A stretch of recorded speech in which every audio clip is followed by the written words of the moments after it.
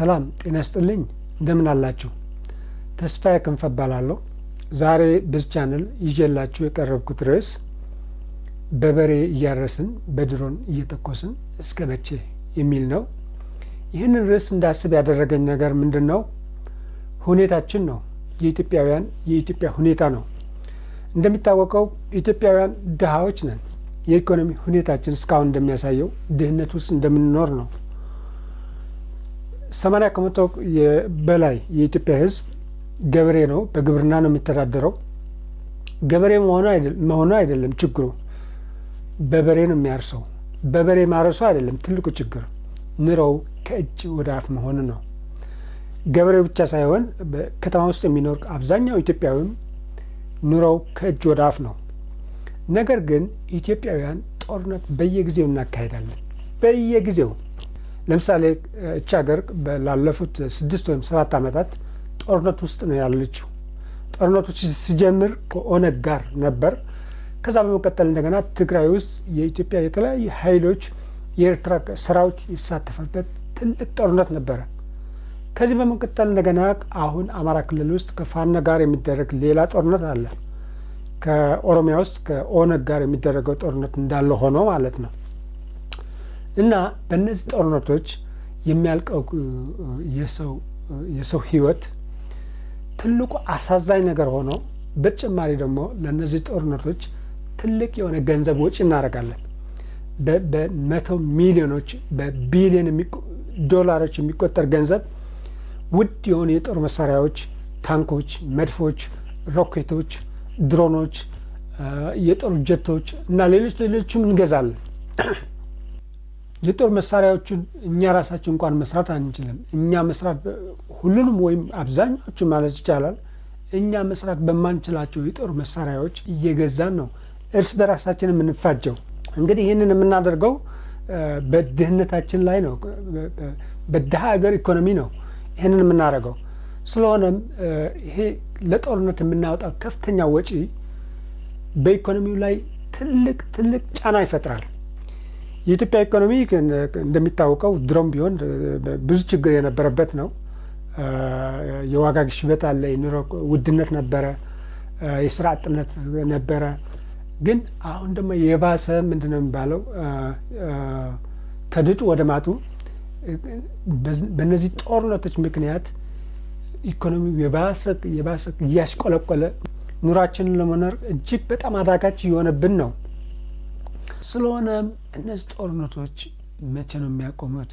እቺ ሀገር መቼ ነው ከጦርነት ነጻ የምትሆነው? ኢትዮጵያ ዘላቂ ሰላም ማግኘት የምችለው መቼ ነው? ጀስት ጥያቄውን ለመጠየቅ ነው። አሁን መልስ ለመስጠት ሳይሆን ጥያቄው በበሬ እያረስን በድሮን እየተኮስን የሚለው ጥያቄ ጥሩ ጥያቄ ነው ብዬ አስባለሁ። የሆነ አእምሮን የሚጭር ጥያቄ ነው። በዚህ ላይ ደግሞ አሁን ከሌላ ሀገር ጋር ከኤርትራ ጋር ሌላ ጦርነት ለመጀመር አፋፍ ላይ ነው ያለ ነው። በእርግጥ በዚህ ዙሪያ ሌላ ራሱ የቻለ ቪዲዮ ሰርቼ ከ3 ቀን ወይም 4 ቀን በኋላ ይዤ ለመቅረብ እሞክራለሁ። ነገር ግን እስከዛ ድረስ እናንተም እያሰባችሁበት እንድትቆዩ ኢትዮጵያ አሁን ከኤርትራ ጋር የባህር በር ወይ የባህር ወደብ ለማግኘት ከኤርትራ ጋር ጦርነት ለመግጠም የሚያስችላት ቁመና ላይ ነች ወይ ያለችው? የኢትዮጵያ ሁኔታ ከኤርትራ ጋር ጦርነት ለመግጠም የሚያስችል ሁኔታ ነው ያለው ወይ? በአሁኑ ጊዜ ፖለቲካዊ ሁኔታው፣ ኢኮኖሚ ሁኔታው፣ የሀገር አንድነቱ ሁሉም ከኤርትራ ጋር ጦርነት ለመግጠም የሚያስችል ነው ወይ? ኢትዮጵያ በዚህ ጦርነት ማሸነፍ ትችላለች ወይ? የማሸነፍ እድሏ ምን ያህል ነው? በዚህ ጦርነት ኢትዮጵያ ከተሸነፈች ደግሞ ኢትዮጵያ ውስጥ መፈጠር የሚችለው ሁኔታ ምን ሊሆን ይችላል? ኢትዮጵያ በዚህ ጦርነት አሸንፋ የባህር በር ወይም የባህር ወደብ ካገኘች፣ ለምሳሌ አሰብን ከተቆጣጠረች፣ እችን ወደብ ተቆጣጠራ በዘላቂነት መቀጠል ትችላለች ወይ? እችን ወደብ በዘላቂነት ማልማትና መጠቀም ትችላለች ወይ? እንደዚህ አይነት ጥያቄዎች ወደ አእምሮዬ እየተመላለሱ ነው። ስለዚህ እናንተ ማስቡበት። በእርግጥ እንደዚህ ስል ኢትዮጵያ የባህር ወደብ አያስፈልጋትም ማለት አይደለም። እጅግ በጣም ያስፈልጋታል ኢትዮጵያ የባህር ወደብ። እኔ እንደውም በዚህ ጉዳይ ማሰብ ከጀመርኩ መቆጨት ከጀመርኩ ብዙ አመት ሆነኛል፣ ወደ 10 አመት። ለምንድን ነው ኢትዮጵያ የባህር ወደብ ያጣችው?